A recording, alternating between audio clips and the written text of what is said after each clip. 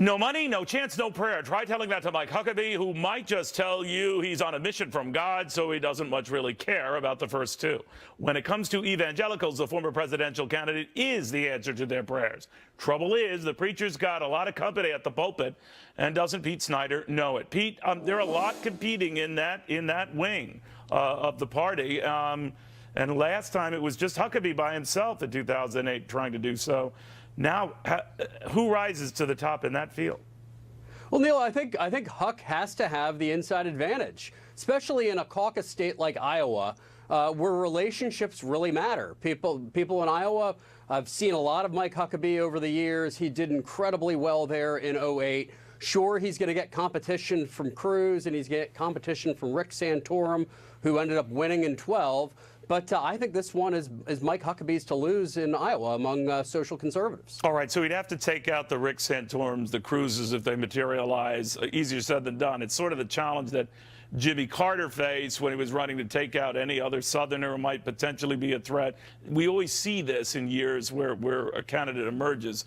But then the question is, you emerge as, let's say, the religious right candidate. How do you then take the next Ronald Reagan leap and emerge as the candidate? Well, I think it's going to be very hard.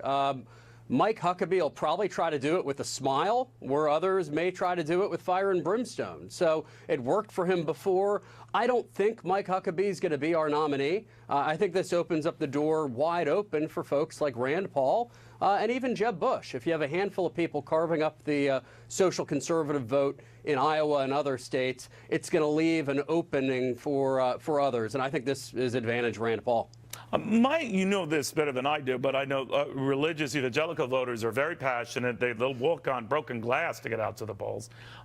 So they're very loyal. So just saying a candidate has 25 or 50 million in the bank might not matter to that crowd, but it will matter for a marathon run, right? That if you sprint to an early lead or win in Iowa, as did Governor Huckabee back in 2008, you've got to keep it going, and that's where money matters, right?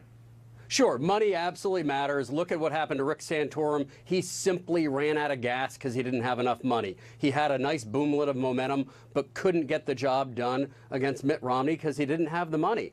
I think you're going to have a larger proportion of social conservative and religious voters this time around. Neil, as you know, when you have guests like yours before who said that we should raise taxes to 75%, a lot of the country believes that the United States is off our moral bearing. So well, she said between 75 and 45, so I think now, she's somewhere don't cover for her, Neil. Come on. I think she's in the 60 neck of the woods. I have no idea. But Pete Snyder, thank you very, very much. Absolutely, Neil. All right. This is just me.